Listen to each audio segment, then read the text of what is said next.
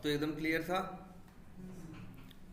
इसमें इसका बिहेवियर है ना, जो अर्ली सर्चिंग और लेजी सर्चिंग वाला कंसेप्ट है। और ये बहुत बड़ी चीज़ है। एक चीज़ ये याद रखना, तुम लोगों को कई जगह काम करोगे, कुछ फ्रेमवर्क मिलेंगे और वो लोग ऐसा फ्रेमवर्क बनाए होंगे, ध्यान से देखना, वो लोग ब्राउज़र क्या करते होंगे, लॉन्च करते होंगे।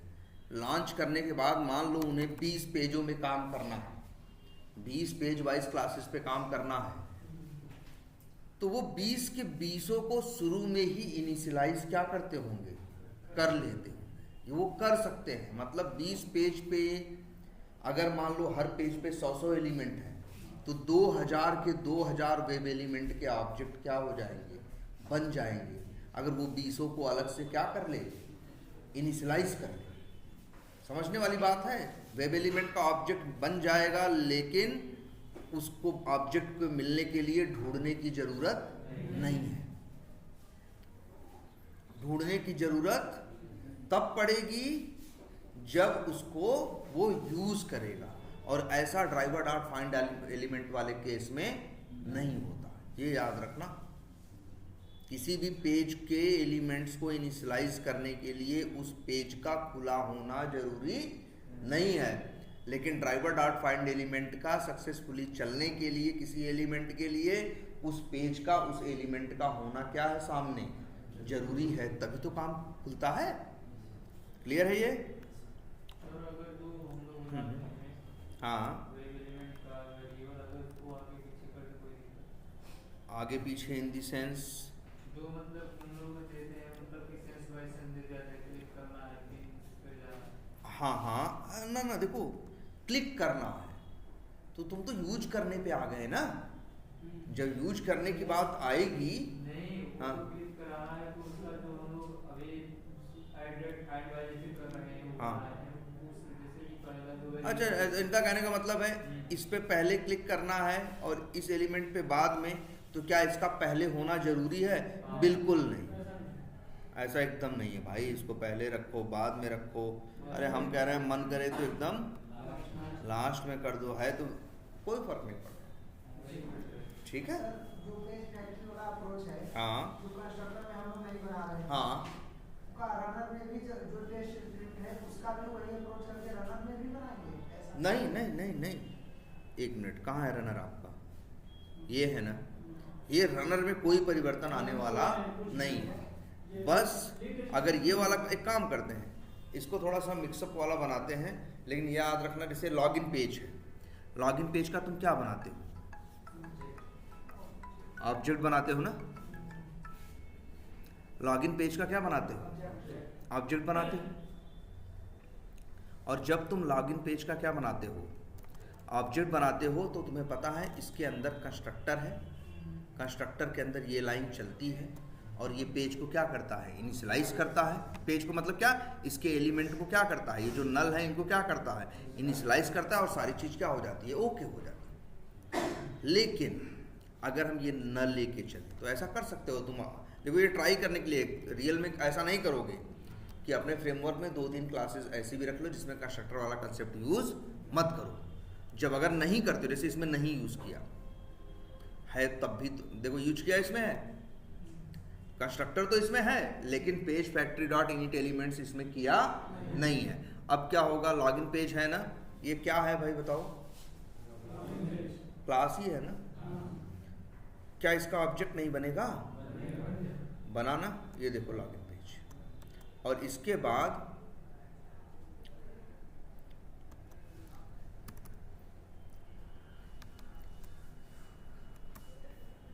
LP डॉट, इन्होंने मेथड कॉल किया क्या, लॉगिन। ठीक है, चलाते हैं।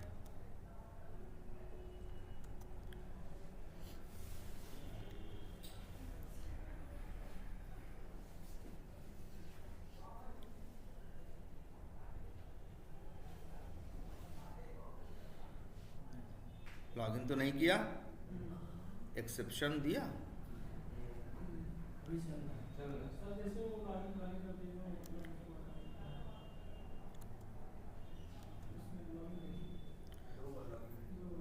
अच्छा 2 बार मतलब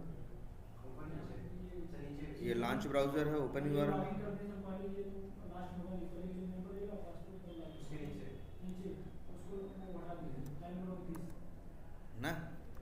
सर ने हाँ, लॉगिन में क्या लिखा लॉगिन है? बटन है, लॉगिन ओके, ऐसा नाम मत रखो यार, ये तो एलिमेंट के नाम से आदमी कंफ्यूज हो जाएगा ना, ऐसे तो आदमी क्या होगा, ऐसे कंफ्यूजन रख रहे हो तो ऐसे नाम रखो जो काम कर रहे हो। Click on login button, inter first name, जैसे पता चले यहाँ इंटर कर रहे हैं, यहाँ क्या कर रहे हैं। अच्छा, ऐसे, अरे लेकिन एक्सेप्शन तो आई है, एरर प्रॉपर नहीं पता चलेगी, एरर कौन सी है। अच्छा अच्छा, यूज़र नेम है ना, यूज़र नेम टेक्स्ट बॉक्स है।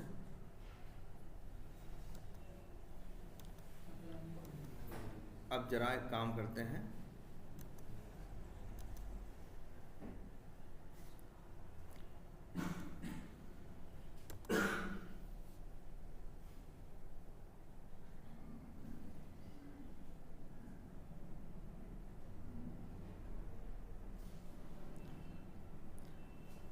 ये देखो यूआरएल क्या हो गया, ओपन हो गया है, ये लाइन चली new login page, login page का क्या बना, ऑब्जेक्ट बन गया। फिर एलपी डॉट क्या लिखे हो तुम, यूज़र नेम, ये जगह क्या करेगा, यूज़र नेम टेक्स्ट बॉक्स में वैल्यू डालेगा ना। चलो एक मिनट देखते हैं क्या हो रहा है, अंदर चलते हैं। अब क्या आया बताओ, ये जो यूज़र नेम टेक्स्ट बॉक्स है ना, इसके अंदर क्या पड़ा है, null. Page factory dot init elements नहीं चला तो इसमें क्या पड़ा है, नल पड़ा है। अब ऑब्जेक्ट बना के देख लो, ये क्या है, बाय डिफॉल्ट नल है ना। अभी एरर नहीं दिया था शुरू में, इसलिए नहीं दिया था, जानते हो क्यों, gm डॉट, अब कौन सा मेथड कॉल होगा, टाइप, इसके अंदर जाना है तो फिर क्या करोगे, स्टेप इनटू, ये टाइप मेथड तुम्हारा बनाया हुआ है ना, तो अंदर जा सकते हो, स्टेप इनटू अंदर गए। अब इन्होंने नल पॉइंटर एक्सेप्शन भी हैंडल कर रखा है, देखो अब we डॉट सेंड कीज और वैल्यू, वैल्यू तो आई है लेकिन वेब एलिमेंट क्या आया है, एक काम सबसे रिकमेंडेड है, अपने एक टेस्ट केस को पूरा डिबग करके देखो कहाँ कहाँ तक ये जा रहा है। ये नल है ना, अब यहाँ क्या आएगा, नल पॉइंटर एक्सेप्शन, बाय नल से क्या मेथड कॉल करोगे तुम, नल पॉइंटर एक्सेप्शन, ये इससे मैच करेगा, नल पॉइंटर एक्सेप्शन नहीं, इससे नहीं, इससे नहीं, इससे हाँ, क्योंकि ये सबका है पेरेंट, तो ये आएगा यहाँ पे, देखना यहीं ब्रेक पॉइंट लगा देना, देखना कूद के यहीं पहुंचेगा सीधे। अब ये है एक्सेप्शन से तुमने हैंडल कर लिया है तो आगे बढ़ जा रहा है, लेकिन आगे बढ़ के करेगा भी क्या है ना, जब यूजर नेम पे ही नहीं काम कर पाया तो आगे बढ़ने का मतलब क्या है। लेकिन ये है प्रॉब्लम को दबा के आगे बढ़ जाएगा। लेकिन हाँ, लॉग में आपको ये चीज जो एक्सटेंड रिपोर्ट आती है उसके अंदर आपने लॉग किया है ना, तो वो इंफॉर्मेशन दिख जाएगी। क्लियर है? तो इस तरह से काम करोगे तो दिक्कत भाई देख लो, अगर तुम कंस्ट्रक्टर वाला कंसेप्ट यूज नहीं कर रहे हो तब ऑब्जेक्ट मत बनाना। जब कंस्ट्रक्टर वाला कंसेप्ट, कंस्ट्रक्टर के अंदर page factory dot init elements लिखे थे तब क्या था, अब जब न्यू लॉगिन पेज का ऑब्जेक्ट बना तब क्या चला, कंस्ट्रक्टर, और ये सब क्या हो गए, इनिशियलाइज, कोई दिक्कत नहीं आई। लेकिन तुम कह रहे हो कि हम कंस्ट्रक्टर के अंदर इनिशियलाइज नहीं करेंगे, तब फिर तुम इस अप्रोच के साथ चलोगे, तब तुम ये लिखना भूल जाओगे, ऑब्जेक्ट बनाना कल दिखाया था ना, तब तुम इस अप्रोच पे चलोगे।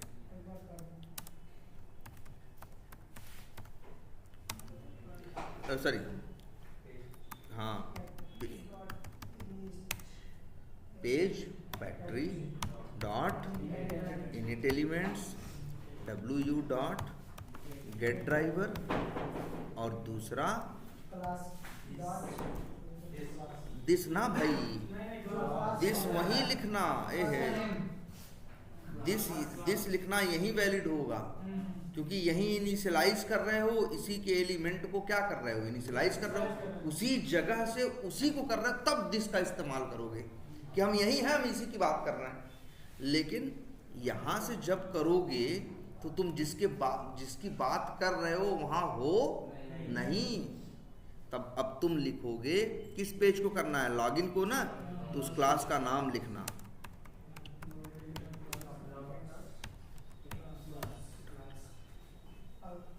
और याद रखना लॉगिन पेज का नाम दोगे तो अपने आप लॉगिन पेज का ऑब्जेक्ट बन जाएगा। ये वाला काम का है। हाँ ये काम करेगा। हाँ एक बार इसको एकदम चलाओ यार। देखो यहाँ पासवर्ड ब्रेक पॉइंट लगा दे, देखना आएगा यूजर नेम, क्या करेगा, भर देगा आगे। हाँ सब कुछ, अरे यूजर नेम पासवर्ड जितने एलिमेंट है वहां सब इनिशियलाइज हो जाएंगे। क्या भाई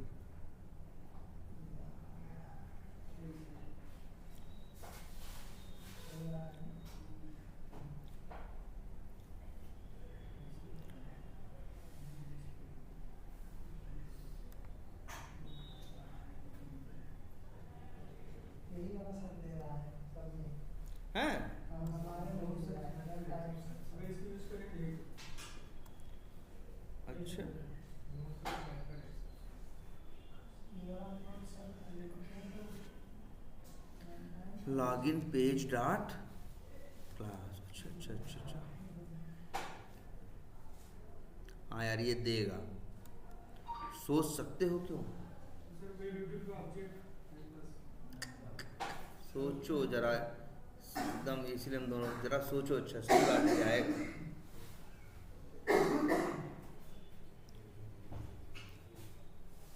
ये आएगा, सीरियसली आएगा इशू। सर ऑब्जेक्ट पास देखो अच्छा ध्यान से, यहाँ पे पहले तुम ऑब्जेक्ट कैसे बनाते थे, और पैरामीटर भी भेजते थे ना, क्यों, क्योंकि लॉगिन पेज क्लास के अंदर एक पैरामीटराइज्ड कंस्ट्रक्टर था, भेज देते थे।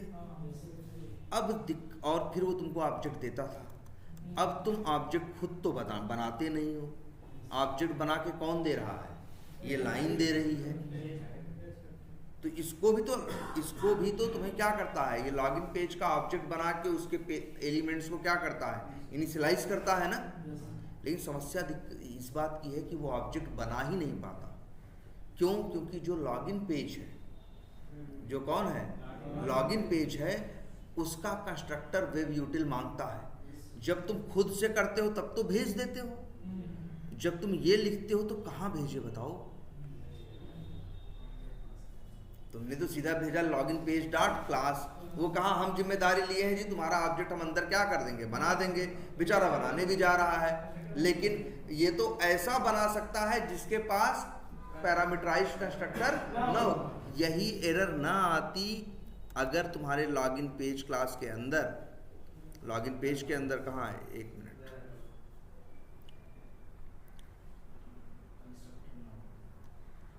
इसके अंदर कंस्ट्रक्टर क्या होता, न होता तब ये इशू ना आता। ये बात है, तो याद रखना। वैसे एक चीज याद रखना, जब कभी इस अप्रोच को लेके चलोगे, कौन वाली को, पेज फैक्ट्री तो दोनों में ले चल रहे हैं, एक कंस्ट्रक्टर में एक बिना कंस्ट्रक्टर के, तो इस बात का ख्याल रखना तब कि तुम कहाँ गया,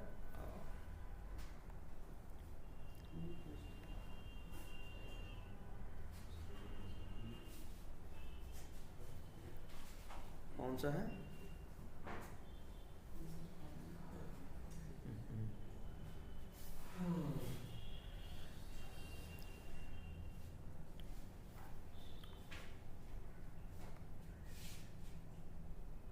कौन से उसका है, ये इसी का है ना। तब यार ये वाली अप्रोच तभी लेके चलना जब तुम्हारे क्लास जिस पेज क्लास के अंदर पैरामीटराइज्ड कंस्ट्रक्टर न हो। वेब यूटिल कहाँ से मिलेगा?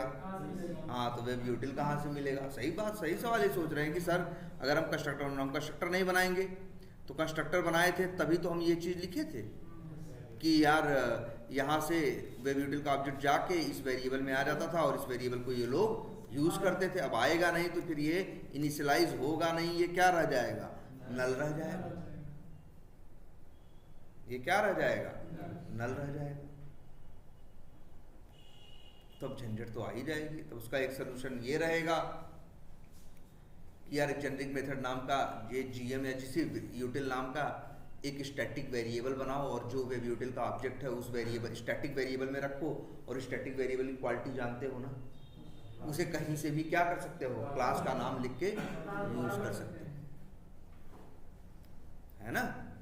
मतलब कुछ 3-5 तुमको करना पड़ता, लेकिन अगर कंस्ट्रक्टर वाला लेके चलोगे तो फिर ये झंझट नहीं। तो हम तो कहेंगे सबसे बेस्ट अप्रोच कौन सी है? ये कंस्ट्रक्टर। पहली बात तो कुछ नया नहीं करना है। एक आदमी जो नॉर्मल जावा जानता हो भाई तो वो काम करेगा, शुरू में तो उसको तकलीफ होगी ना कि यार यहाँ तो ऑब्जेक्ट ही नहीं बनाना। अच्छा, ऑब्जेक्ट बना काम करोगे, नल पॉइंटर एक्सेप्शन देगा जब ऐसे लिखोगे। और अगर हम इसको कंस्ट्रक्टर वाले अप्रोच में कर दें तो एक नॉर्मल आदमी के लिए कोई फर्क नहीं पड़ा, उसे भी पता है ऑब्जेक्ट बनाना, मेथड कॉल करना है। और अंदर कंस्ट्रक्टर के अंदर ये जुगाड़ कर दिया गया है कि पेज के क्लास को क्या कर दो, पेज के एलिमेंट को क्या कर दो, इनिशियलाइज कर दो। क्लियर है ये? तो ये है आपका क्या, page object model. I think इसमें के बारे में आपको सबको समझ में आ गया होगा, ठीक है। और याद रखना ये फ्रेमवर्क नहीं है, ये क्या है, डिजाइन पैटर्न। अब अच्छा एक चीज ये देखो, तुम लोग चीजें ऑटोमेट किए हो ना, चलो किए हो। सर हाँ, पेज फैक्ट्री में अगर न्यू ऑब्जेक्ट करके भी डाल सकते हैं तो सही रहेगा। क्या न्यू ऑब्जेक्ट करके? जैसे जहाँ होम पेज का ऑब्जेक्ट बना है टेस्ट स्क्रिप्ट में। हाँ, अच्छा टेस्ट स्क्रिप्ट में। हाँ, यहाँ जो लॉगिन पेज डॉट क्लास है लाइन नंबर 28 में, वहाँ पे न्यू लॉगिन पेज और उसके अंदर पैरामीटर पास कर दें तो डॉट क्लास हटा दें। अगर तब चलेगा। तो वो ऐसा हाँ, तो फिर क्या फायदा हुआ? ऑब्जेक्ट भी बनाए तो फिर यहाँ क्यों करें? तो उससे अच्छा है कि हम कंस्ट्रक्टर में ही मैनेज कर दें, है ना। अच्छा चलो, ये तो हो गया तुम्हारा क्या। अब एक चीज ये देखो, अपनी स्क्रिप्ट बनाए हो, जगह जगह देखो चीजें तुम डाले हो। यूजर नेम क्या डाले हो, एडमिन। पासवर्ड क्या डाले हो, एडमिन। एलिमेंट का नाम क्या डाले हो, यूजर नेम, ये पासवर्ड और ये लॉगिन बटन। अच्छा बताओ, ये यूजर नेम जो लिखा है या ये जो यूजर पासवर्ड टेक्स्ट बॉक्स लिखा है या जो लॉगिन बटन लिखा है, इसका क्या महत्व है? पहचानने के लिए और रिपोर्टिंग के लिए है कि भैया जो रिपोर्ट जनरेट होगी उसमें नाम आएगा कि इस पे क्या किया गया। इनका कोई ऐसा और बहुत इनका कोई टेक्निकल रीजन होने का तो कोई टेक्निकल रीजन नहीं। इस बात से सब लोग एग्री करते हो। लेकिन एलिमेंट तो मान लो ऊपर से ही आ रहे, और क्या दे रहे हो यहाँ पे, एडमिन। एडमिन ये क्या है, ये अच्छा देखो, ये इसी को देखो, इसको बोलते हैं क्या, अच्छा इस वैल्यू का महत्व है कि नहीं है? कुछ भी दाहिने बाएं कर दोगे तो चलेगा? यहाँ तो दाहिने बाएं कर दोगे कोई बात नहीं, मैसेज में वही आएगा। हाँ, यूजर नेम में स्पेस दे दोगे तो कोई दिक्कत नहीं, रिपोर्ट में यूजर नेम जो लिख के आएगा उसमें स्पेस आएगा। लेकिन अगर यहाँ स्पेस दे दिए तो गड़बड़ हो जाएगा ना यार। यहाँ तो एग्जैक्टली वैसे ही लिखना है। तो याद रखना, ये जो है इसी को बोलते हैं। अच्छा इसे क्या बोलें, अच्छा इसका क्या यूज है? हम लोग तो टेस्टिंग कर रहे हैं ना, और टेस्टिंग करने में मान लो लॉगिन की टेस्टिंग कर रहे हैं तो यूजर नेम और पासवर्ड डाल रहे हैं कि नहीं, तो उसी यूजर नेम और पासवर्ड को हम लोग बोलते हैं क्या, टेस्ट डेटा। तुम लोग बताओ, यूजर नेम डालते थे, पासवर्ड डालते थे, लॉगिन बटन पे क्लिक करते थे, फिर एक उस पे जाते थे, लीड्स पे जाते थे, फिर क्रिएट न्यू लीड पे करते थे, फिर वहाँ डालते थे फर्स्ट नेम, लास्ट नेम, सब डालते थे कि नहीं, एज है, एज, फोन नंबर, ये वो सब। तो वो जो सब डाल रहे हो उसी को बोलते हैं क्या, टेस्ट डेटा। टेस्टिंग के लिए जो हम डेटा इस्तेमाल करते हैं उसी को क्या बोलते हैं, टेस्ट डेटा। और अभी जो तुम्हारा डेटा है वो कहाँ से आ रहा है, स्क्रिप्ट के अंदर से। यहाँ लिखा है ना एडमिन, तो वही वहाँ टाइप होगा ना। अगर मान लो कल को एप्लीकेशन का यूज़र नेम बदल जाए तो क्या करेंगे हम, अपना खोलेंगे, खोलने के बाद अंदर आएंगे, उस क्लास में जाएंगे जहाँ लिखा है वहाँ पे एडमिन की जगह मान लो वैल्यू राहुल हो गई तो आके क्या चेंज करके कर देंगे, राहुल। फर्स्ट नेम मान लो हमने डाला है कोई और फर्स्ट नेम बाद में बदलना पड़ जाए तो हम क्या करेंगे, जाके कोड में क्या करेंगे, चेंज करेंगे ना हम। अच्छा, तो उसमें क्या ये भी बदलना पड़ेगा कि नहीं, अब सेंड कीज नहीं क्लिक करना है, क्लिक करना नहीं, सेंड कीज करना है ना। हमें सिर्फ परिवर्तन कहाँ करना है, डेटा में। लॉगिन वो लॉजिक नहीं बदला, डेटा क्या हुआ है, चेंज हुआ है। जब भी तुम्हारा ऑटोमेशन का कोई स्टेप होता है तो उसमें एक लॉजिक लिखा होता है कि करना क्या, करने के लिए वेब एलिमेंट चाहिए होता है, और करने के लिए कुछ काम में डेटा चाहिए होता है और कुछ काम में डेटा नहीं चाहिए। जैसे क्लिक करने में डेटा नहीं चाहिए, क्लिक करने में क्या डेटा, लेकिन सेंड कीज करोगे तो डेटा चाहिए। ड्रॉप डाउन में वैल्यू सेलेक्ट करोगे तो डेटा चाहिए। भाई क्या सेलेक्ट करना है, वहाँ तो 25 स्टेट के नाम लिखे हैं, कौन सा सेलेक्ट करना है, कौन सा सेलेक्ट नहीं करना है, तो वहाँ डेटा चाहिए। तो बहुत जगह डेटा की जरूरत पड़ेगी और बहुत जगह डेटा की जरूरत नहीं पड़ेगी। और जो डेटा है मेरा अभी कहाँ रखा है, कोड के अंदर, स्क्रिप्ट के अंदर। अब यही एक कंसेप्ट है, या मतलब कि जो आपका डेटा है वो स्क्रिप्ट के अंदर नहीं होना चाहिए। मतलब हम लोगों ने जो ऑटोमेशन किया है ये इसमें एक गड़बड़ है और बहुत बड़ी गड़बड़ है, और वो ये है कि हमने स्क्रिप्ट के अंदर ही सीधे दे दिया है क्या, अपना डेटा, यूजर नेम, पासवर्ड जो भी है वो डेटा हमने कहाँ दे दिया है, स्क्रिप्ट के अंदर। और ये गलत अप्रोच है, डेटा स्क्रिप्ट के अंदर नहीं होना चाहिए। अब सवाल उठेगा सर जी स्क्रिप्ट के अंदर नहीं होगा तो वो लिखेगा कैसे, है ना, डेटा उसको चाहिए कि नहीं चाहिए। भाई बिना डेटा के तो वो लॉगिन नहीं कर पाएगा, बिना डेटा के तो अकाउंट नहीं क्रिएट कर पाएगा। आप डेटा भी चाहिए, आप कह रहे हो अब डेटा हम तो दे रहे हैं, आप कह रहे हो डेटा यहाँ लिखना भी नहीं है। अच्छा, अब सवाल ये उठता है डेटा यहाँ क्यों नहीं लिखना है, क्योंकि लोग कहते हैं कि डेटा यहाँ लिखोगे तो कल को जरूरत पड़ेगी तो डेटा हमें क्या करना पड़ेगा, बदलना पड़ेगा, और बदलना पड़ेगा तो फिर से स्क्रिप्ट के अंदर जाना पड़ेगा, फिर से स्क्रिप्ट के अंदर जाना पड़ेगा। और जो कि क्या है, अरे यार मतलब टेढ़ा काम हो जाएगा कि जाओ प्रोजेक्ट खोलो, अंदर जाओ, ये करो वो करो, वहां जाके ढूंढो, फिर ढूंढने के बाद डेटा क्या करो, चेंज करो। ठीक है, डेटा को मैनेज करना क्या होगा, एक डेटा कहीं पड़ा होगा, एक डेटा कहीं पड़ा होगा। और ये बताओ, अच्छा लॉगिन के टेस्ट केस लिखते हो ना, तो क्या लिखते हो, पहले सही यूजर नेम डालेंगे, फिर गलत डालेंगे, फिर दोनों गलत डालेंगे, दोनों सही डालेंगे, स्पेस डालेंगे, ब्लैंक डालेंगे, 72 डेटा पे करते हो ना। तो क्या करोगे, एक ऑटोमेट करके रख दोगे, तो एक बार चलाओगे, फिर डेटा चेंज करके फिर चलाओगे, फिर डेटा करके फिर चलाओगे, ऐसे तो करोगे तो क्या टेस्टिंग, तब क्या है ऑटोमेशन, तब तो तुम बैठ के कर ही रहे हो। ऑटोमेशन का मतलब है कि तुम हट जाओ, तुम्हारी स्क्रिप्ट ख्याल रख ले चीजों का, तब ना वो ऑटोमेशन है। एक दिक्कत ये होगी, या तो हम एक काम और कर लें, लॉगिन के 72 मेथड बना लें और सब में वही कोड लिखा रहे, 3 लाइन, यूजर नेम, पासवर्ड, और लेकिन हर में लॉगिन का डेटा क्या रहे, चेंज रहे, तब चलाएं, एक एक करके 72 चलें और अलग अलग यूजर नेम पासवर्ड पे वो उसको ट्राई करें। ये भी तो बड़ी बेवकूफ़ी हो गई ना।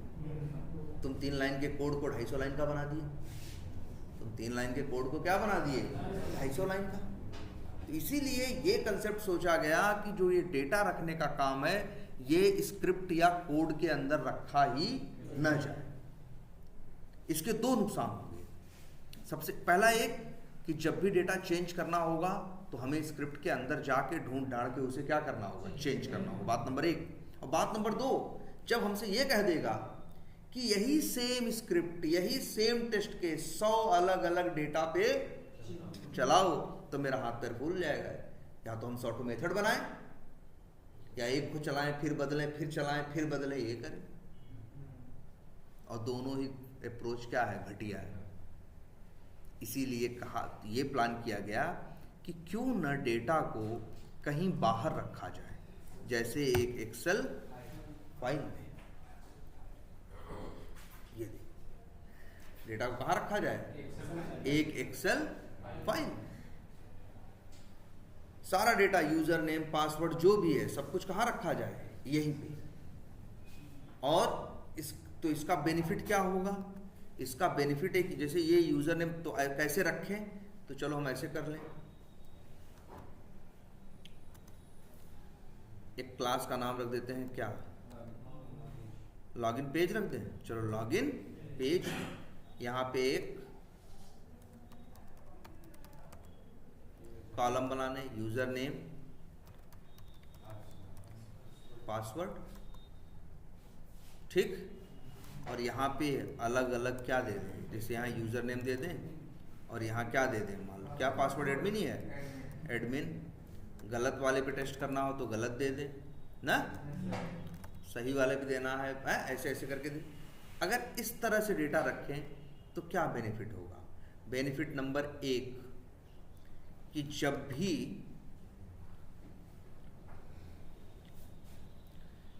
भी डेटा बदलना होगा तो हमें कोड के अंदर जाने की जरूरत नहीं पड़ेगी। मतलब हम अपने कोड में कुछ ऐसा हिसाब किताब लगाएंगे कि मेरा कोड जब चलेगा और डेटा चाहिए होगा तो आएगा, एक्सेल शीट में जो लिखा होगा वही लेके जाएगा, वही जाके वहाँ टाइप कर देगा। हाँ अपने आप, हाँ क्लियर है ये। तो अगर ऐसा कर देगा, तुम ही सोचो,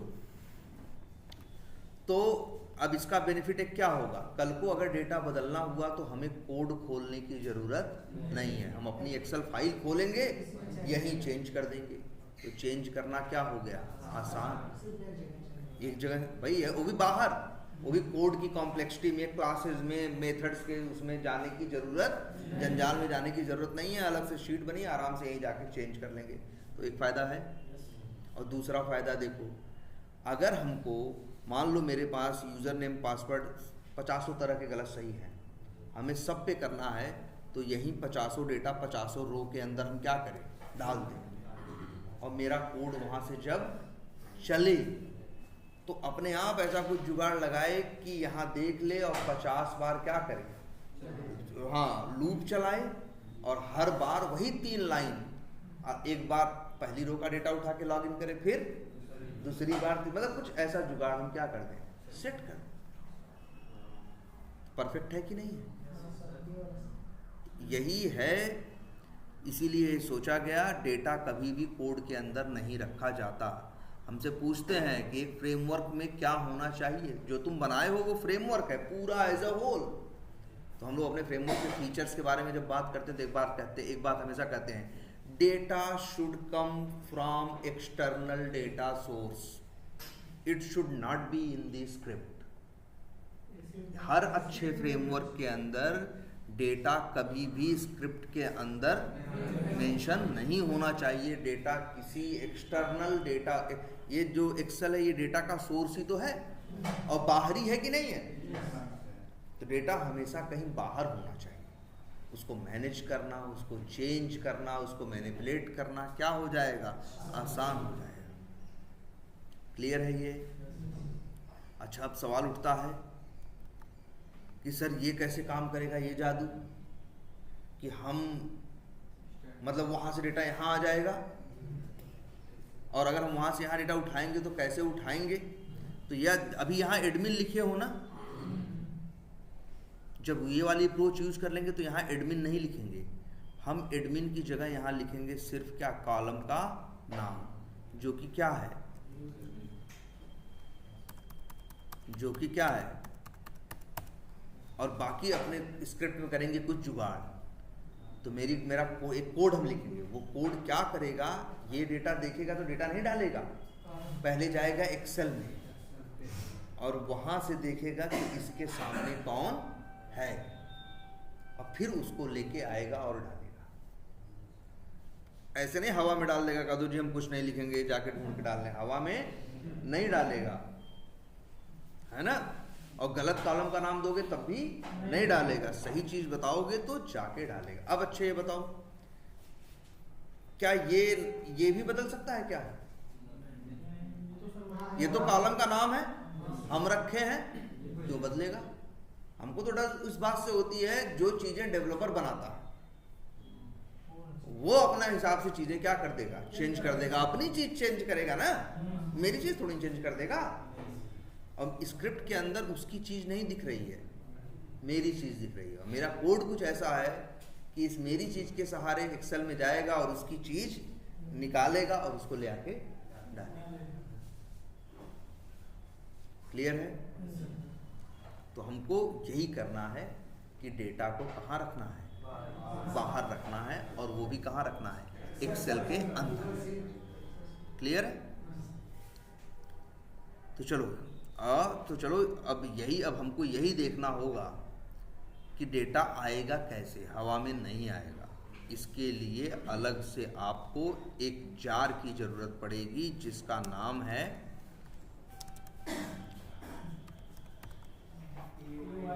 POI।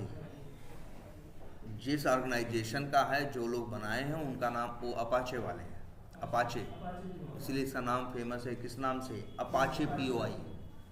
ये एक जार है, जैसे सेलेनियम की जार नहीं डाउनलोड किए थे, वैसे इनकी भी जार है। ये अब इनकी जार इस्तेमाल करोगे तो तुम जावा के सहारे एक्सेल का डेटा लेके आ सकते। जैसे एक एक्सेल में 1000 डेटा हो, तुम्हें प्रिंट कराना हो एक एक करके सबको, तो तुम कोड लिख सकते हो किसमें, अपाचे POI में। इसी के अंदर वो कैपेबिलिटी है कि जाएगा एक्सेल में क्या क्या पड़ा है, उठाएगा और उठा के लेके आएगा। तो किसका यूज करना है? Apache POI। अरे सेलेनियम भी यूज किए थे, बहुत काम का था ना, तो उसमें भी हर अलग अलग तरह के लिए अलग अलग क्या बनी थी, क्लासेस बनी थी, मेथड्स बने थे, वही कॉल करके अपना लॉजिक लगा के काम कर रहे थे। वही सेम यहाँ भी करना है। अपाचे POI नाम की एक जार है जिसके अंदर ढेर सारी क्या है, क्लासेस और क्या है, मेथड्स हैं। उन्हीं का इस्तेमाल करके तुम्हें एक्सेल से डेटा उठाना है और स्क्रिप्ट के अंदर ले जाके क्या करना है, इस्तेमाल करना है। स्क्रिप्ट में डायरेक्ट डेटा, तो मतलब पहले क्या सीखना होगा, पहले तो ये सीखना होगा ना कि आखिर अपाचे POI के सहारे एक्सेल से डेटा उठाते कैसे हैं, प्रिंट कैसे कराते हैं। जब वो सीख जाओगे तब उठाना सीख गए, तब तुमको बस अब ये देखना है कि अपने टेस्ट केस में सेट कैसे करें, यूज कैसे करें, कैसे क्या करें। ठीक है, चलो जो तुम्हारे सामने यही 4 डेटा है ना, इसको सेव कर दो। अच्छा, एक्सेल के बारे में तो जानते ही हो, ये एक्सेल फाइल है ना। अच्छा, हर फाइल के पास क्या होता है, जब भी कोई फाइल बनाते हैं तो उसको क्या देते हैं, एक नाम, एक क्या देते हैं, नाम, और नाम के बाद देते हैं क्या, एक्सटेंशन। वैसे नहीं भी दोगे तो एक्सेल अपने आप एक्सटेंशन लगा देगा, और वो एक्सटेंशन होगा .xlsx। पहले तो एक्सेल का एक बैकग्राउंड जान लो। एक्सेल, इसका नाम क्या है, सबसे पहले देखो, ये माइक्रोसॉफ्ट का एक प्रोडक्ट है। माइक्रोसॉफ्ट कंपनी जिसका मालिक कौन है, बिल गेट्स। तो माइक्रोसॉफ्ट ने ही बनाया था क्या, MS ऑफिस, जिससे ऑफिस रिलेटेड सारे काम किए जा सके। ऑफिस में मैथमेटिकल वर्क भी होते हैं, उनको या डेटा ढेर सारा रखने का काम होता है, उस एंट्री करने का काम होता है, तो उस काम के लिए बनाए ये लोग क्या, एक्सेल। ऑफिस में दुनिया भर की रिपोर्ट फलाना डिमाका होती है, उसके लिए बनाया क्या, वर्ड। ऑफिस में कई बार देना होता है लोगों को प्रेजेंटेशन, उसके लिए बनाया क्या, PPT, हाँ, पावर पॉइंट। ऐसे ऐसे करके, और कई बार डेटाबेस की जरूरत होती है, तो MS ऑफिस वाले एक डेटाबेस भी देते हैं, MS एक्सेस। क्या नाम है, MS एक्सेस। MS ऑफिस अपने आप में कंप्लीट टूल है, जिसके अंदर एक्सेल भी है, वर्ड भी है, पीपीटी भी है, कोई पावर पॉइंट भी है, और क्या है, सब कुछ किसके अंदर है, MS ऑफिस के अंदर। और बड़ा पुराना है ये, बहुत यूज का है भाई। माइक्रोसॉफ्ट को जो यहाँ तक लेके गया वो कौन लेके गया, विंडोज और इनका ये क्या ऑफिस। और ऑफिस फ्री नहीं है, हमेशा से क्या रहा है, चार्जेबल रहा है। माइक्रोसॉफ्ट विंडो का विंडोज डालने पे ऑफिस नहीं मिलता, ऑफिस सब लोगों ने अपने पे क्या किया होगा, अलग से क्या किया होगा, इंस्टॉल किया होगा। और इसके बड़े वर्जन रहे हैं समय के हिसाब से, जैसे MS ऑफिस 98 था, 2003 था, 2007 था, तो एक पहले तो हुआ करता था 98 था, 2003 था। जब तक जानते हो 2003 तक जब भी कोई एक्सेल फाइल बनाते थे तो उसको सेव करते थे तो उसका एक्सटेंशन भी आएगा ना, क्या आएगा, एक्सटेंशन। और वो एक्सटेंशन हुआ करता था क्या, डॉट, हाँ डॉट ही रहेगा, सिर्फ XLS। 2003 तक जब तक हम लोग माइक्रोसॉफ्ट MS ऑफिस 2003 यूज करते थे, तब तक कोई भी फाइल बनाते थे उसका एक्सटेंशन क्या होता था, डॉट XLS। फिर 2007 में इन लोगों ने MS ऑफिस का नया वर्जन लॉन्च किया, जिसके अंदर एक्सेल का भी नया वर्जन था, जिसको बोलते हैं एक्सेल 2007। जब वो आया तब वो कहे हम एक नई चीज आपको दे रहे हैं, एक्सटेंशन XLS X। ये 2007 से इंट्रोड्यूस हुआ, उसके पहले नहीं था। और 2007 जब आया ऑफिस का, 2000 कौन आया, 7 आया वर्जन, तो उसमें एक्सटेंशन क्या था, डॉट XLS X भी था, और जो पुराना वाला था XLS वो तो था ही। मतलब 2007 में ये था कि फाइल सेव करो तो एक्सटेंशन चाहो तो XLS यूज कर लो और चाहो तो XLS X यूज कर लो।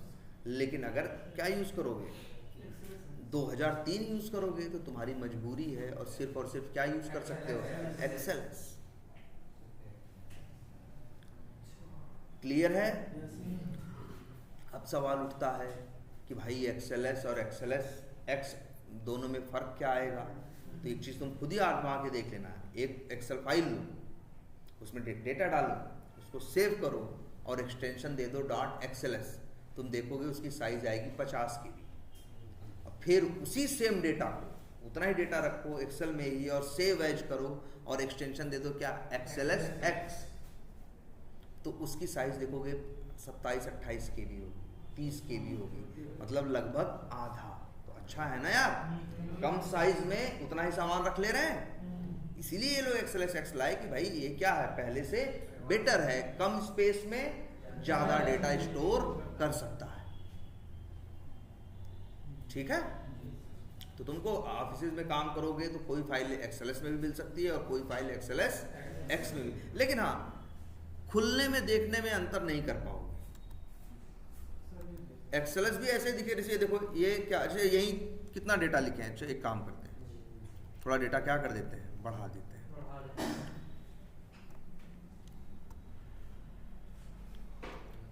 तुम्हारे आँख के सामने है, ये बुक 1 है ना, इसको सेव करते हैं और ब्राउज करते हैं, नाम रख देते हैं क्या, नहीं हाँ बुक 1, और हाँ देखो बुक 1 नाम बुक 1 ही रखे हैं, या लिख देते हैं बुक ओल्ड, ये पुराना वाला है। और देखो save as type Excel workbook लिखा है ना, अपने आप XLS X ही देगा ये। चलो नहीं तो ओल्ड क्यों करें, इसे क्या लिख दें, न्यू। कौन सा एक्सटेंशन आएगा, XLS X, अपने आप, हमें कुछ करना नहीं है। चलो डेस्कटॉप पे डाल देते हैं। ये लो जी तुम्हारी फाइल है, कहाँ आई, बुक न्यू, ये दिख रही है। राइट क्लिक करो, प्रॉपर्टीज में जाओ, इसकी साइज देखो भैया 9.52 या वही है 12 KB साइज एंड डिस्क क्या आ रही है 12 KB, 12 KB जगह लिया है। अब एक काम करते हैं, सेम यही डेटा फिर से फाइल और सेव एज करते हैं, ब्राउज करते हैं, नाम लिख देते हैं बुक ओल्ड। यहाँ पे देखो ऑल फाइल का ऑप्शन दिख रहा है, नहीं दिख रहा है कोई बात नहीं, तुमको देखो एक दिखाई देगा कहीं 2003 ऐसा 97, ये एक्सेल 97/2003, ये सिलेक्ट कर लो। अब अपने आप इसका एक्सटेंशन क्या आएगा, .XLS आएगा। कहाँ है भाई, आ गया, इसे राइट क्लिक करो, प्रॉपर्टीज में जाओ, 36 के भी डेटा है ना, लगभग 3 गुना है। ये इसका फायदा, ये उसका फायदा है कि वो 12 KB में काम कर रहा था, वही काम ही करने के लिए कितना ले रहे हैं, 36 KB ले रहे हैं। लेकिन तुम्हें दोनों की जरूरत पड़ सकती है, वैसे कुछ अंतर नहीं है। अच्छा ये बताओ, दोनों में कुछ अंतर दिख रहा है क्या? डेटा सेम, लिखने का तरीका सेम, सब कुछ तो सेम। एक नॉर्मल आदमी को दूर से दिखा दो कि भाई पहचान के बताओ, तो नहीं बता पाएगा, कहेगा भाई दोनों क्या है, एक ही जैसा तो है। इस बात से भी एग्री करते हो सब लोग? लेकिन दोनों अंदर अंदर अलग हैं। नहीं होते तो इतना बड़ा अंतर कहाँ से पैदा होता, और नहीं होते तो माइक्रोसॉफ्ट वाले पागल थे कि 4 साल मेहनत करके 2007 वर्जन निकालते। हाँ नहीं होता तो पागल थे, 4 साल मेहनत किए हैं, पीछे अंतर है लेकिन दुनिया को पता नहीं चलता। देखने में क्या है, एक जैसा, लेकिन पीछे उन लोगों ने बहुत काम किया है, तब तो वो लोग इसको बना पाए, है ना।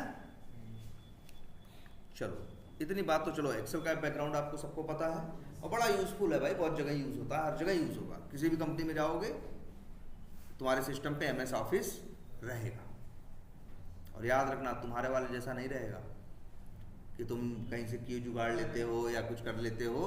ऑफिसेज में जो भी सॉफ्टवेयर यूज करोगे सारों का लाइसेंस फीस ऑफिस तुम्हारा पे करेगा। वहाँ एक भी कंपनी में तुम्हारे सिस्टम पे एक भी पायरेटेड सॉफ्टवेयर नहीं होगा, हर सॉफ्टवेयर उस कंपनी से। नहीं तो बताओ सब लोग ऐसे डाउनलोड करके चला लो की चुरा के, तो माइक्रोसॉफ्ट तो पागल ही है ना। तो ऐसा नहीं है, माइक्रोसॉफ्ट तुमसे नहीं कहता, तुमसे कहता है तुम्हारा खरीदने मन खरीदना नहीं, चुरा कर लो, तुम्हारे पीछे नहीं पड़ रहे हैं, लेकिन कंपनियों के पीछे वो पड़ता है, क्योंकि तुम तो बिजनेस कर रहे हो ना यार। तो जब वहीं से तुम कमा रहे हो तो हमें क्यों मेरा हिस्सा नहीं दोगे, तब ये वाली बात आ जाती है ना। इसलिए कंपनियां कभी भी मतलब पायरेटेड कुछ भी यूज नहीं करती। नहीं भाई, कंपनी बंद हो सकती है या बहुत बड़ा जुर्माना ठोका जाएगा इस बात का, है। तो इसलिए कंपनीज हमेशा यूज जो करते हैं सॉफ्टवेयर सारे क्या होते हैं, लाइसेंस फीस सबकी पे की जाती है, ठीक है। तो चलो यही मान लो डेटा है ढेर सारा, है ना।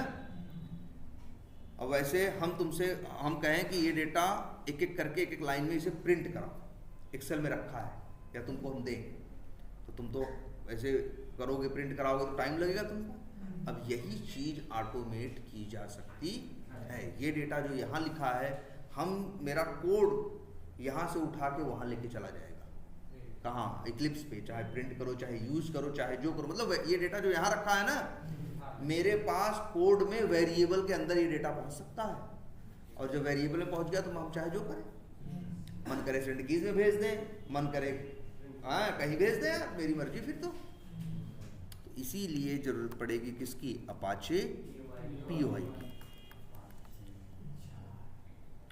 तो चलो नेट से डाउनलोड करते हैं। क्या कह रहे हो? हाँ चलो उसके लिए पहले देखते हैं, पहले अपाचे POI में, और पहले तो देखते हैं एक डेटा प्रिंट करा के, फिर देखेंगे सारा डेटा प्रिंट करा के, फिर देखेंगे कि मन चाहा डेटा कैसे निकालें। एक तो है एक निकालना, एक तो है 1000 डेटा है, हजारों निकालना, एक है कि हजारों के बीच में मेरा कहीं डेटा रखा है, हमको वही चाहिए, हमको नहीं चाहिए बाकी 1000, वो वाला ढूंढ के निकालना। तो लॉजिक इस्तेमाल होगा, ठीक है। अपाचे POI यहाँ से आ जाओ भाई डाउनलोड करने। अपाचे हमने क्या नेट पे सर्च किया, तुम भी ऐसे ही सर्च करना, वैसे अपाचे POI लिखने पे ही आ जाएगा, या अपाचे POI क्या कर दो डाउनलोड, तो अपने आप सीधे डाउनलोड पेज पे लेके चला जाएगा। अंदर आ जाओ, ये देखो, देखो यहाँ आओगे ना डाउनलोड करने, तो दिखेगा सोर्स डिस्ट्रीब्यूशन, और फिर आगे दिखेगा बाइनरी डिस्ट्रीब्यूशन। कहीं है, कहाँ है, ये है,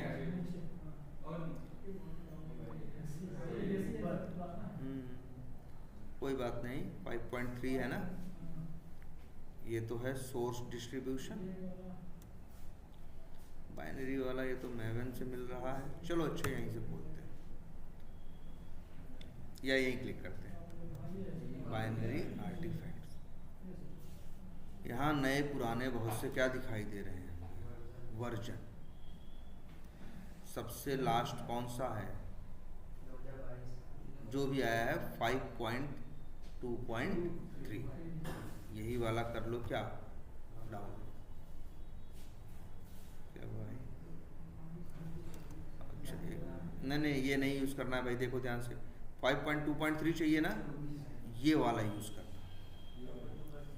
.zip वाला, ठीक ऐसे।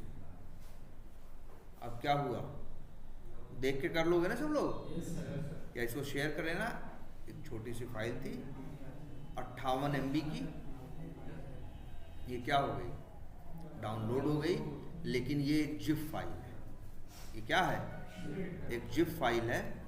और एक काम करते हैं, इसी को अभी फ़िलहाल एक फ़ोल्डर बनाते हैं, न्यू करके फ़ोल्डर का नाम रख देते हैं एक्सेल जार्स, और यहाँ पे यही है ना जिप फाइल, और इसे राइट क्लिक करके एक्सट्रैक्ट। चलो ये आ गया ना, इसके अंदर जाके देखो ढेर सारी जार दिख रही है ना, जार दिख रही है ना, बस इन्हीं को यूज तुम्हें करना है। लेकिन फिर कह रहे हैं घबराने की ज़रूरत नहीं है। एक काम करते हैं, यहाँ पे एक और पैकेज बनाते हैं,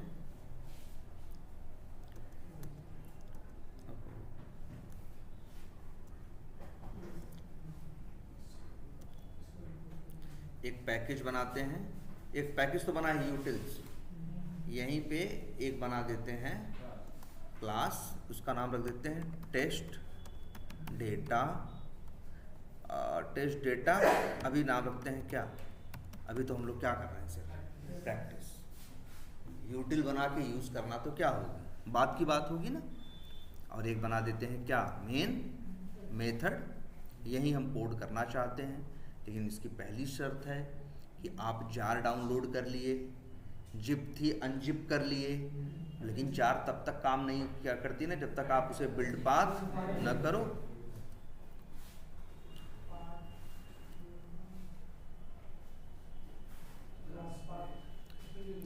अब यहाँ देखो क्लास पाथ में आना है, ऐड एक्सटर्नल जार्स में आना है, और डेस्कटॉप पे आना है। हमने एक्सेल जार्स में जाना है, यहाँ है, लेकिन जार्स मेरी बिखरी पड़ी है ना, थोड़ी यहाँ रखी हैं, तो चलो यहाँ से उठा लिया ना, थोड़ी इसके अंदर रखी हैं तो यहाँ से उठा लिया, सबकी उठा लो। और कौन फोल्डर था, लिब, ये भी। तो घबराओ मत, वैसे कौन सी मेहनत लग रही है इसमें, है ना। वैसे लग रहा होगा ना ज़्यादा करना पड़ रहा है, आगे जुगाड़ बताएंगे इतना नहीं करना पड़ेगा, लेकिन फिलहाल के लिए तो सिंपल है, कर डालो। सारी जार्स उसकी क्या हो गई, आ गई, ऐड हो गई, अब यूज़ कर सकते हो। अब हमें क्या करना है, एक्सेल से डेटा उठाना है। अच्छा, एक्सेल एक फाइल है ना, एक्सेल एक फाइल है। आप लोगों ने एक नाम सुना होगा इस क्लास का, याद है, स्नैपशॉट लिए थे तब आया था। फाइल एक क्लास होती है। अरे फाइल क्लास बड़े काम की होती है, किसी फाइल को डिलीट करना हो, ये करना हो, वो करना, सारे 3-5 कौन कर सकता है, फाइल क्लास। एक नोटपैड हो, एक एक्सेल हो, एक CSV हो, एक तुम्हारी फोटो हो, है तो सब फाइल ही है, तो सब क्या, फाइल ही। तो जो फाइल का कंसेप्ट होता है वो भी यहाँ इस्तेमाल होता है। नंबर 1 बात सुनो। अब नंबर 2 बात पे आओ।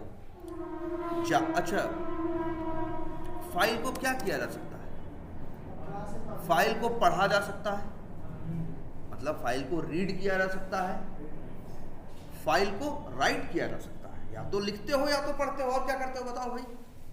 या तो उसमें कुछ नया लिखोगे, या कुछ बदलोगे, या तो पढ़ोगे। इसीलिए जावा ने एक कंसेप्ट निकाला कि भाई लोगों को ज़रूरत पड़ती है कभी कभी फाइल से रीड करने की और कभी कभी फाइल में राइट करने की। तो इसीलिए इन लोगों ने 2 क्लासेस बनाई, बड़ी इंपॉर्टेंट क्लास। देखो नाम,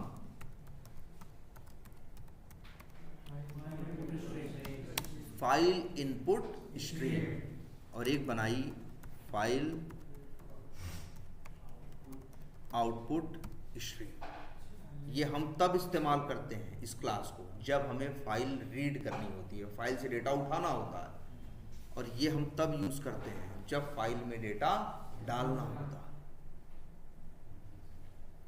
ये 2 चीज, ऐसा नहीं सिर्फ भाई कि सर अपाचे पीवाई यूज कर रहे हो, एक्सेल यूज कर रहे हो इसलिए ऐसा कर रहे हो ना भाई, कुछ भी यूज करेंगे, जहां भी रीड करने का कंसेप्ट आएगा वहां फाइल इनपुट स्ट्रीम आएगा, और जहां राइट करने का कंसेप्ट आएगा, चाहे वो एक्सेल हो, एक्सएमएल हो, सीएसवी हो, एचटीएमएल हो, कोई भी हो भाई, पीडीएफ हो, कहीं भी लिखोगे या उठाओगे तो ये 2 क्लासेस दिखेंगी। और जावा ने अलग अलग कर दिया जिससे गलती ना हो। इनपुट स्ट्रीम यूज करोगे तो ये बस क्या करेगा, रीड करेगा। तो इसका एक बेनिफिट है ना यार। मान लो तुम्हें रीड करना है, गलती से तुम्हारे कोड में ऐसी लाइन लिख दी गई है जो राइट करे, तो फाइल इनपुट स्ट्रीम होगा तो वो उसको राइट करने ही नहीं कहेगा, भैया तुम्हारे पास कहाँ परमिशन है, कहाँ चले आ रहा लिखने के लिए, गलती से भी राइट नहीं होगा ना। तो इसलिए तो हमें क्या करना है, अभी तो इतनी 3 चीज समझ में आई। फाइल एक क्लास है, फाइल इनपुट स्ट्रीम एक क्लास है, फाइल आउटपुट स्ट्रीम। हमें क्या करना है, एक्सेल में डेटा है उसे क्या करना है, रीड करना है। तो हमको यूज करना है किसे, फाइल इनपुट स्ट्रीम। तो बस आ जाओ, इसी क्लास को यूज करना है। तो क्या करोगे, न्यू ना वो तो फाइल बता ही रहे थे, तुम्हें बनाना है सिर्फ फाइल इनपुट स्ट्रीम। और देख रहे हो इस क्लास का ऑब्जेक्ट बना रहे, 3 ऑप्शन आ रहे हैं, मतलब फाइल इनपुट स्ट्रीम क्लास के अंदर 3 कंस्ट्रक्टर हैं। एक कंस्ट्रक्टर फाइल का ऑब्जेक्ट मांगता है, दूसरा फाइल डिस्क्रिप्टर मांगता है, तीसरा क्या मांगता है, स्ट्रिंग। चलो हम लोग तीसरा यूज करते हैं, कौन सा, स्ट्रिंग। इसमें क्या करना है मालूम है, जो फाइल रीड करनी है जिस उसी का तुम्हें क्या देना है, पाथ। कौन सी लिया जाए, न्यू वाली हो ओल्ड वाली, चलो न्यू ओल्ड दोनों ले ले, पहले चलो न्यू ही ले। तो भाई बस उसी का पाथ देना है, तो उसका पाथ क्या हो जाएगा,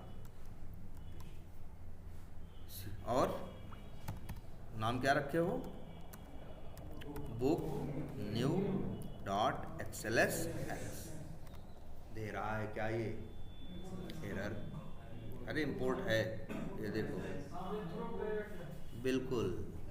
ये भी क्या है, 2 टाइप के एक्सेप्शन देना, कंपाइल टाइम और रन टाइम, या चेक्ड और अनचेक्ड। ये चेक्ड है।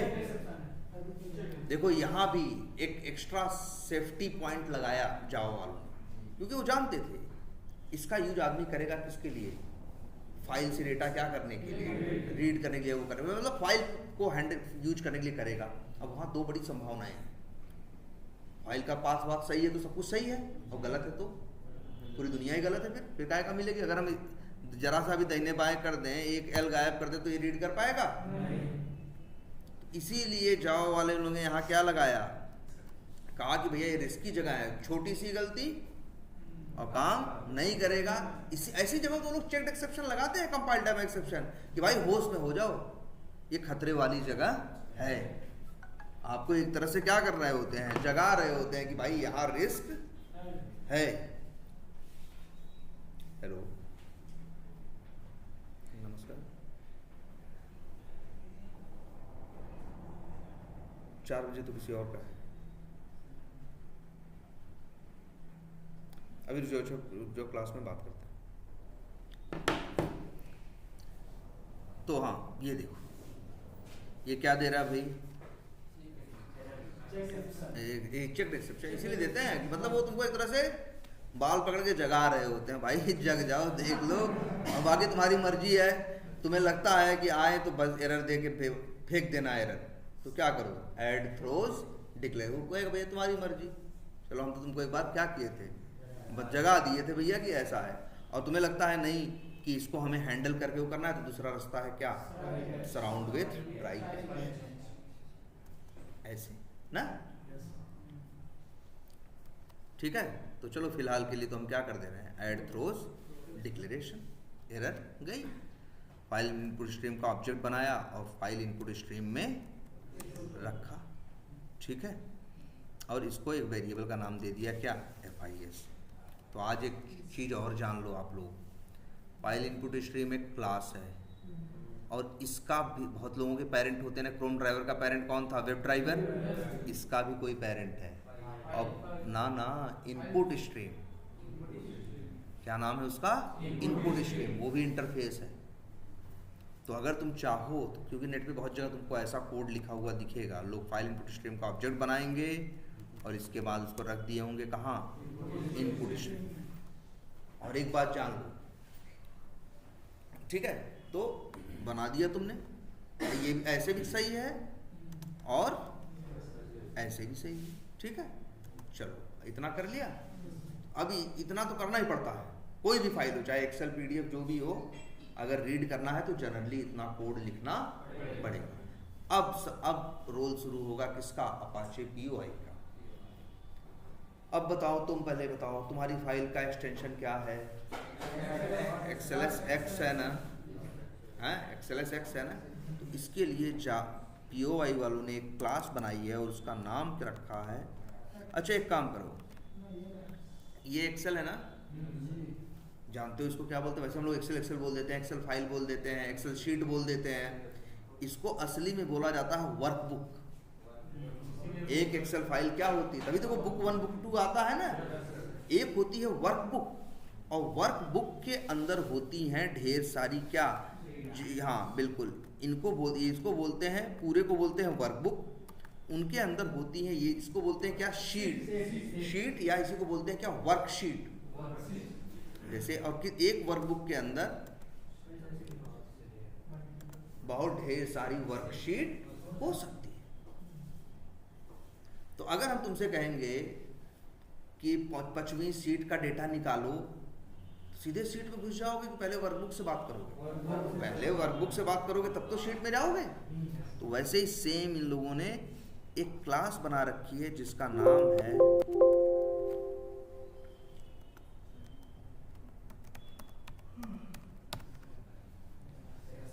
XSF workbook.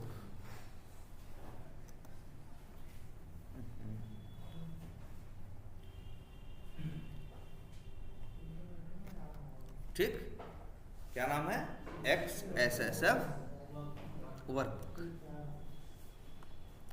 अच्छा, तो इसी क्लास का ही, तो तुम्हें बता दें तुमको, जो मेथड यूज करने हैं सारे कैसे हैं, नॉन स्टैटिक है। तो क्या करोगे, ऑब्जेक्ट बनाओगे, है ना, तो न्यू लिखोगे,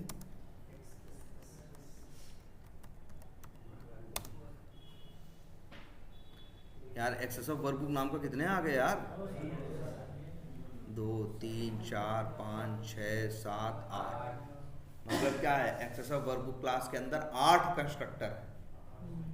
हाँ, वो कंस्ट्रक्टर की क्या है, ओवरलोडिंग है। 8 कंस्ट्रक्टर हैं, एक बिना पैरामीटर का है, एक फाइल के साथ है और एक किसके साथ है, इनपुट स्ट्रीम।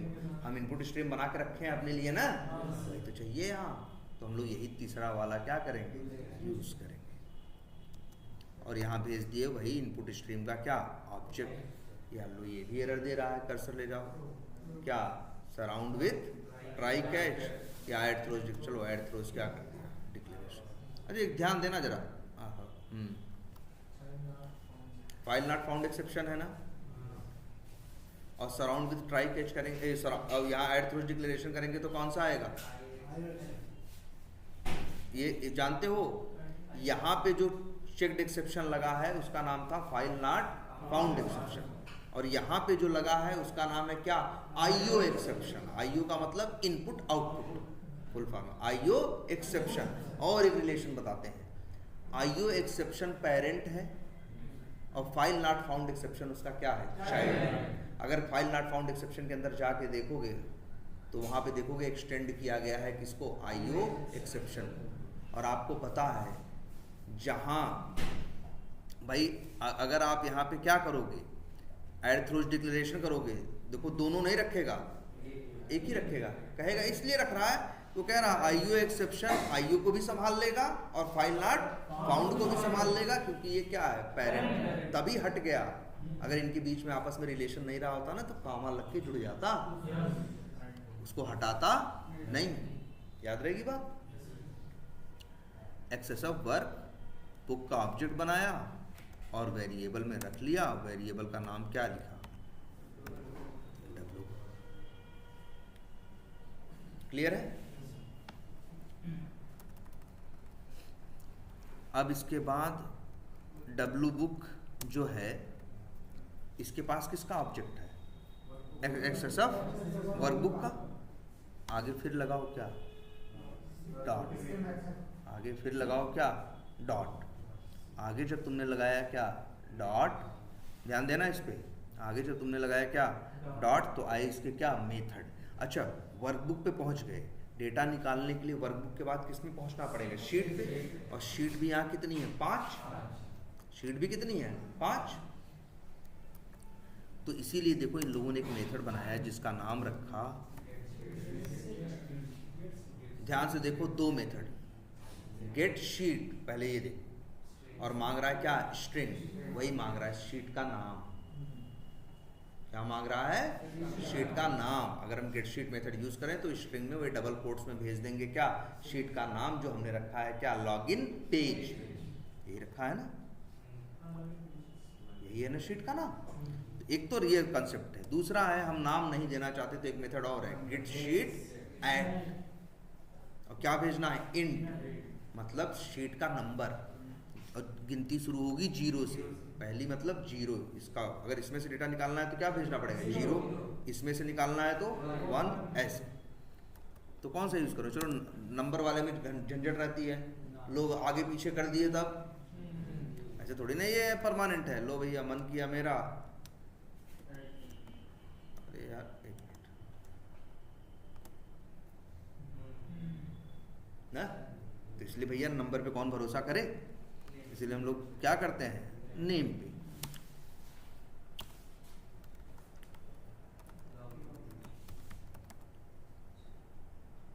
अच्छा, ये रिटर्न भी कर रहा है कि नहीं, पहले ये तो देखे, ध्यान दिए कि नहीं। एक्सेस ऑफ शीट,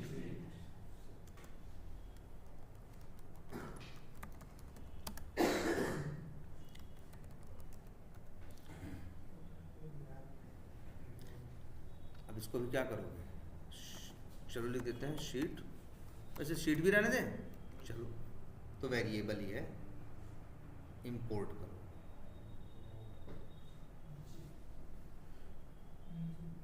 ठीक है, हो गया।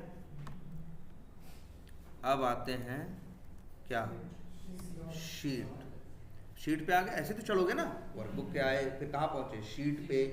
अब शीट के अंदर क्या होती है, एक्सेल फाइल देखते हैं। हाँ, जैसे देखो, ऐसे देखो, रो और कॉलम, या ये हम बोले एक्सेल के लैंग्वेज में। हाँ, ये है एक क्या, रो। ये क्या है, एक रो है, और उस रो के अंदर छोटी छोटी क्या है, सेल्स है। ये दूसरी क्या है, रो है, इसमें भी क्या है, सेल है। तीसरी, ऐसे तो होता है डेटा, ढेर सारे रो होंगे, ढेर सारी क्या होंगी, रो, और रो के अंदर होंगी क्या, सेल्स। तो हमें भी बताओ, अच्छा पहले सेल आएगा कि पहले रो आएगा, पहले रो आएगा ना यार भाई। रो के अंदर सेल होती है, सेल के अंदर रो थोड़ी ना होती है। जैसे देखो, पहले वर्कबुक आया, क्यों, क्योंकि वर्कबुक के अंदर वर्कशीट है। वैसे शीट के अंदर क्या है, रो है, रो के अंदर क्या है, सेल है, और सेल के अंदर क्या है, डेटा है। तो जैसे ये है वैसे तो कोड करेंगे। अब शीट डॉट, अच्छा ये कभी निकालना हो तुमको, कोई कहे, चलो हम ये भी प्रिंट करा के देखते हैं।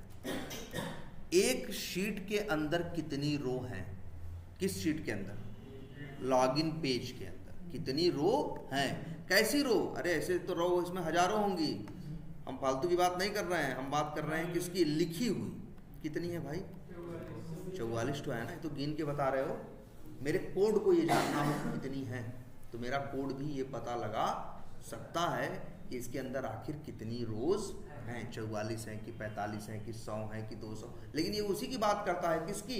लिखी हुई। क्या? लिखी हुई। हाँ, ब्लैंक की, जैसे अब 44 ही बताएगा, इन नीचे वालों को जोड़ेगा नहीं। लेकिन अगर ऐसे कर दिए तो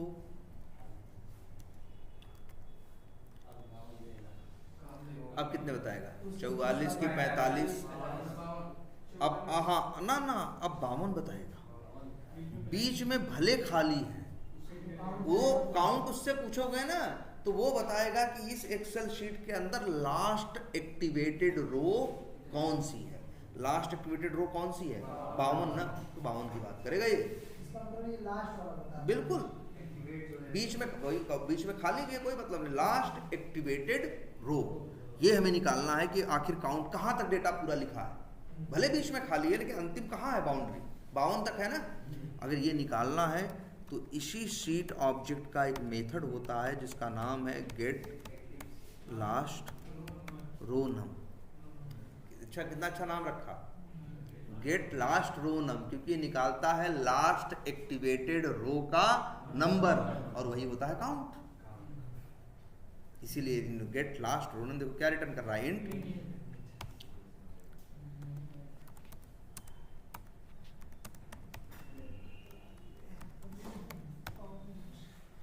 प्रिंट कराएं, कितना आएगा? 52 आएगा। बस यही एक छोटा सा लोचा है कि 52 नहीं आएगा।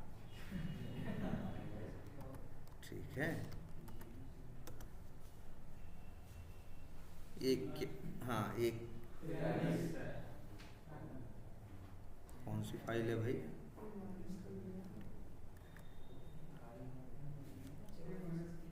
ये बुक ओल्ड में कर रहे हैं ना, और पाथ किसका दिए हैं? बुक न्यू का ना, तो मतलब कर कहीं रहे हैं, देख कहीं रहे हैं।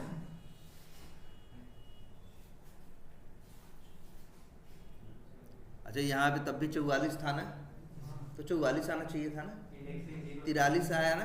तो ये याद रखना, काउंट देता है ये क्या, एक घटा के। देखो नहीं, वैसे गिनती तो सभी जीरो से करते हैं, एरे भी जीरो से गिनती गिनता है, लेकिन काउंट देने में ऐसा काम नहीं करता। काउंट उसके बाद 10 आइटम है तो बोलोगे साइज बोलो तो बोलेगा 10, 9 नहीं बोलता। लेकिन ये है इंडेक्सिंग, मान लो ये भी जीरो से करता है तो अलग बात है, लेकिन गिनती गिनने भी क्या कर देता है, घटा देता है। ये याद रखना इसके बारे में। जैसे यही है, अगर हम यहाँ हम करें इतना भी नहीं, एक अक्षर भी किसी रो में लिख दें आगे, जैसे लिख दिया ना। अब एक लास्ट एक्टिवेटेड रो कौन सी है? 52 नंबर ना, तो क्या आएगा? काउंट, बिल्कुल क्या होना है, याद रहेगा इसका बिहेवियर। चलो ये तो तुम निकाल ली, कितनी तो ऐसे बता दिए, तुम निकाल सको कि कितनी रो है। अब दूसरी बात पे आते हैं, इसी एक्सेल पे आ जाओ। अब हमको क्या करना है, हम भाई रो, अब अच्छा हमें क्या करना है, मान लो डेटा निकालना। अब क्या प्रिंट कराना है? मान लो यही पहला डेटा, कौन सा कराना है? पहला डेटा, या हाँ पहला डेटा ही कराना हो, यही। तो बताओ ये कहाँ है? रो में है ना। कोई भी डेटा होगा, कोई सेल होगी तो किसी रो में होगी ना, किस में है? फर्स्ट रो में है कि नहीं है? तो पहले हमें फर्स्ट रो के ऊपर जाना होगा, तब तो हम सेल के ऊपर जाएंगे। इसीलिए देखना, शीट क्लास का बड़ा आसान सा एक मेथड होता है, शीट डॉट गेट रो। पैरामीटर में क्या मांग रहा है? रो नंबर मांग रहा है, इंट ना, और रो नंबर जब मांग रहा है तो रो नंबर में इंट मांग रहा है। अब तुमको पहली रो पे जाना है ना, तो 0, क्योंकि गिनती का कहाँ से गिनता है? इंडेक्सिंग 0 से करता है। पहली रो पे जाना है तो 0, दूसरी पे जाना है तो 1, तीसरी पे जाना है तो 2। ठीक है। अच्छा पहले ये तो देखिए नहीं, ये रिटर्न क्या करता है? एक्सेसफ रो क्लास का ऑब्जेक्ट।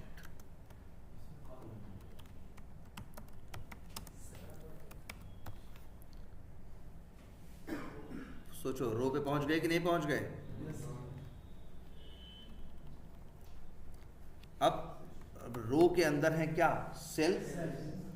और मेरा डेटा ये यूज़र नेम कहाँ लिखा है? पहली सेल में, पासवर्ड दूसरे सेल में। अच्छा यहाँ तो सब, चलो दूसरे में क्या लिखा है?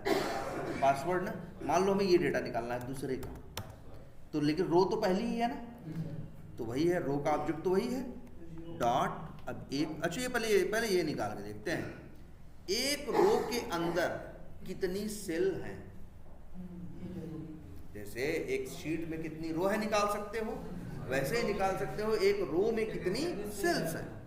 और हर रो में नंबर ऑफ सेल्स कम ज़्यादा हो सकती है, नहीं हो सकती? देखो इसमें ज़्यादा है उसमें कम है। और इसका भी वही कंसेप्ट है, अगर यहाँ लिख दिए तो ये भी क्या करेगा? हाँ, तो ये भी, हाँ अभी उन लोग को भी क्या करेगा? काउंट कर लेगा, गिनती में गिन लेगा। ये भी देगा लास्ट एक्टिवेटेड सेल का नंबर जो उस रो में है।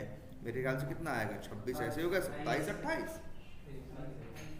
अभी इससे पूछो रो डॉट गेट लास्ट। अब जैसे वो लोग, उनका मेथड था get sheet dot get last row num, वैसे रो के अंदर सेल निकालनी तो मेथड है गेट लास्ट सेल नम। कितनी है? 28 ना। तो बताओ इंट में देगा ना, कितना आएगा? तो याद रखना ये घटा के नहीं देता, ये उतना ही देता है जितना होता है। 28 है ना, तो ये 28 ही देगा। बस रो वाला ये जो कंसेप्ट है उसमें एक घटा के देता है। बाद में बताएंगे कि इन्होंने ऐसा चेंज क्यों किया, लेकिन है ऐसे। देखो चलो ये तो देखो। अब रो के अंदर है सेल्स। मान लो तुमको रो की दूसरी सेल का क्या हो गया? अच्छा, रो की, पहली रो की दूसरी सेल का डेटा निकालना है। तो देखो रो का एक और मेथड होता है डॉट गेट सेल। वैसे दो मेथड दिख रहे होंगे गेट सेल नाम के, मतलब ओवरलोडेड हैं। तुम पहले वाले पे ध्यान दो जिसमें क्या भेजना है? सेल का नंबर। तुमको दूसरी सेल चाहिए ना, उसमें पासवर्ड कहाँ लिखा है? दूसरी सेल में ना। तो 0 मत लिखो, क्या लिखो? 1। गिनती 0 से गिनता है ये भी। और ये तुमको रिटर्न करके देगा सेल का ऑब्जेक्ट। नाम सब अच्छा नहीं है एकदम की समझने में, और क्योंकि नेट पे यार वो इंटरव्यू में लिखवा देते हैं इसका कोड, याद रख लेना। लेकिन बड़ा वो है, समझने में बहुत मुश्किल नहीं होगा। एकदम हाँ स्ट्रक्चर्ड है पूरा, एकदम ढंग से है। सेल पे पहुंच गए। अब सेल के अंदर रखा है डेटा, तो मेथड यूज करो सेल डॉट गेट। एक मेथड है स्ट्रिंग है ना डेटा, एक मेथड है get string cell value. Get string cell value क्या रिटर्न करेगा? स्ट्रिंग, और आ जाएगा आपका डेटा।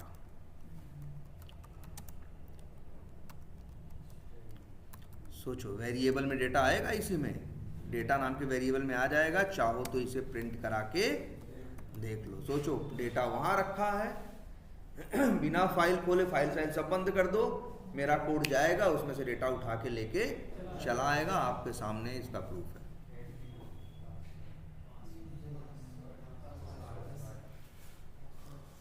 अब इसी में मान लो यहां लिखा है, बताओ किस रो में है ये? छठी रो में।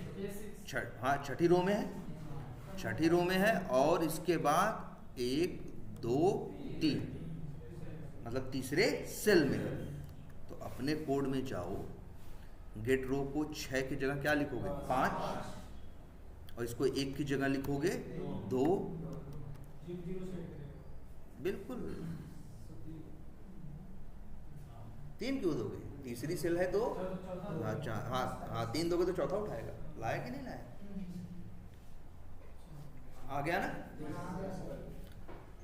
तो चलो ठीक है, एक काम करते हैं। और इसका पहले तो ये डेटा फालतू जो जोड़े नहीं थे इसको हटा देते हैं। क्या कह रहे हो? नंबर रखोगे तो दिक्कत आ जाएगी।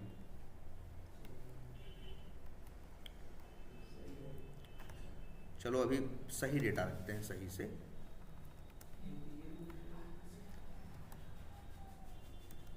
चलो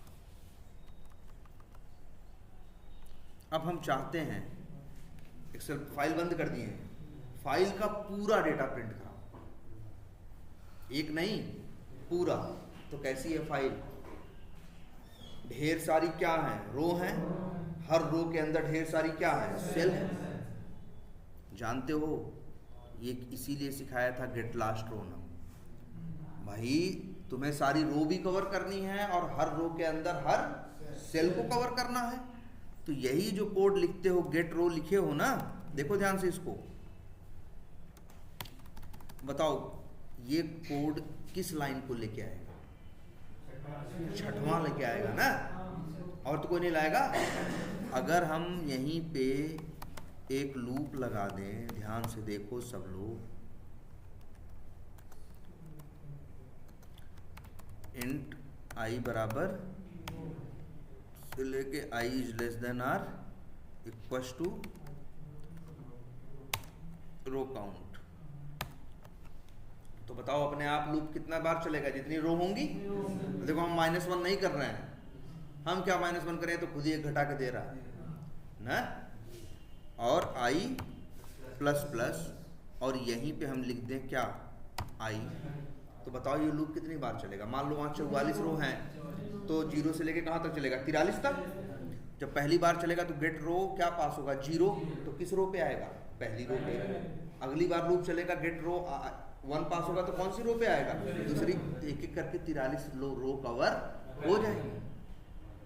लेकिन और अगर मान लो हमें निकालनी हो कि हर रो के अंदर कितना डेटा हो, तो ये रो का गेट लास्ट सेल नंबर। चलो ठीक है। अब अच्छा बताओ हर रो के अंदर क्या होंगी? ढेर सारी क्या होंगी? सेल्स होंगी। अब कितनी सेल है नहीं पता है तो यार इसीलिए तो ये पढ़ाया। ये लाइन बताई, देखो ध्यान से सब लोग। ठीक है ठीक है ठीक है ठीक है, चलो अभी जरूरत भी नहीं। ये देखो ये लाइन क्या करेगी बताओ? किसकी? देखो ध्यान से देखो, ये जब लूप चलेगा गेट रो में 0 पास होगा तो कौन सी रो आएगी? फर्स्ट वाली। तो ये गेट लास्ट सेल नम जब निकालेगा रो डॉट, इस रो में किसका ऑब्जेक्ट आया? पहले वाले का ना। तो काउंट सेल काउंट निकालेगा किसका? पहले वाले का ना। जब ये लूप दूसरी बार चलेगा तो गेट रो आई 1 पास होगा तो किस पे जाएगा? दूसरे पे। और अब किसका निकालेगा? दूसरे वाले का। ऐसे निकालेगा ना। अब ध्यान से देखो, एक लूप और लगाओ। क्या हो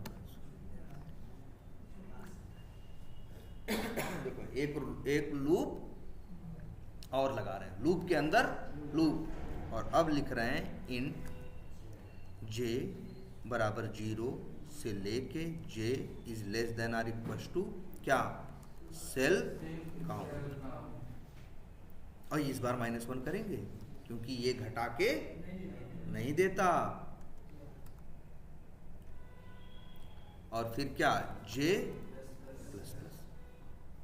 और अब इसके बाद रो डॉट गेट, कौन सा मेथड यूज करें?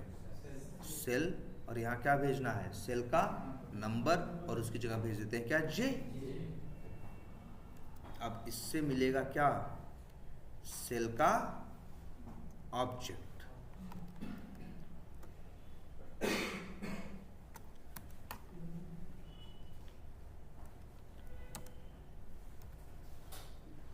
और फिर लिख सकते हो सेल का मिल गया तो सेल का डेटा निकालने के लिए क्या है? Dot get string cell value, और एक वेरिएबल में ले लो स्ट्रिंग में सेल डेटा, और उसको कर लो क्या?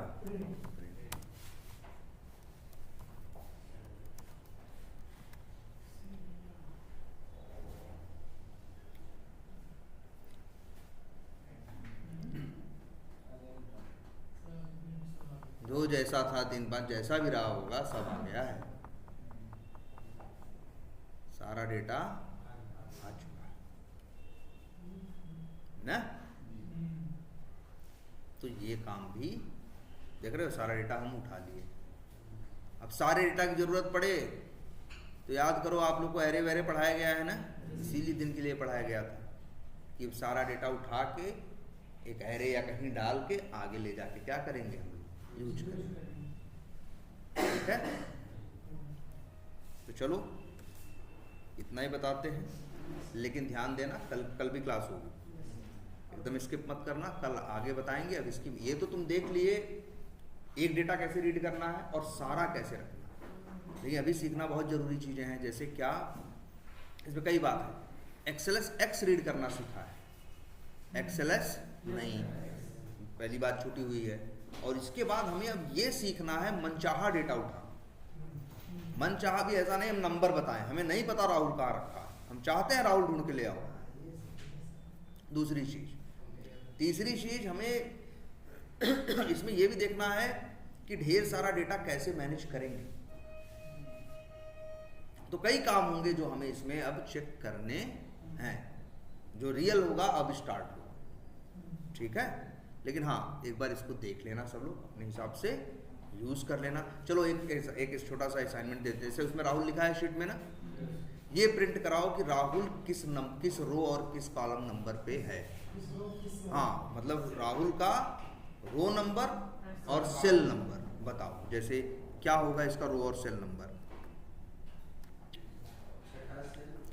छठा सेल या जो भी रहा होगा, और तो उसमें छठा रो उसमें तीसरी सेल ना, तो 6,3 ऐसा कुछ प्रिंट होगा। ये पता चले कि राहुल की पोजीशन क्या है। ठीक है,